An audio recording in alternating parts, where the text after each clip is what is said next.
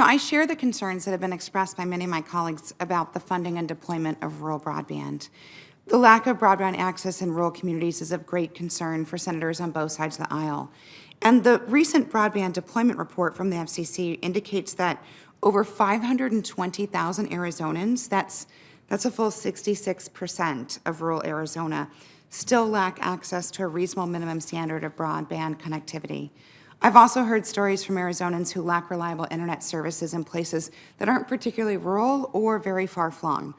And so the resulting digital divide between urban and rural communities makes it more difficult for rural Arizona to attract new companies, deliver high-quality health care, and offer world-class education for its kids. Recently, I met with representatives from the Black Mesa Community School. It's a pre-K to 8th grade school located in the Navajo Nation in northern Arizona. For students at Black Mesa, most of their days start with a 3-hour-long bus ride to school down a dirt road that's about 120 miles long.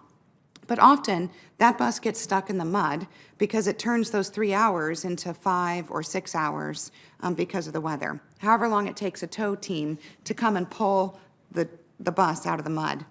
And while we certainly have identified a need for improved transportation infrastructure in parts of Arizona, one way to address this issue is through increased broadband infrastructure to ensure that these students have access to educational resources if they are at home whenever rain or snow or flooding makes it impossible to get to school.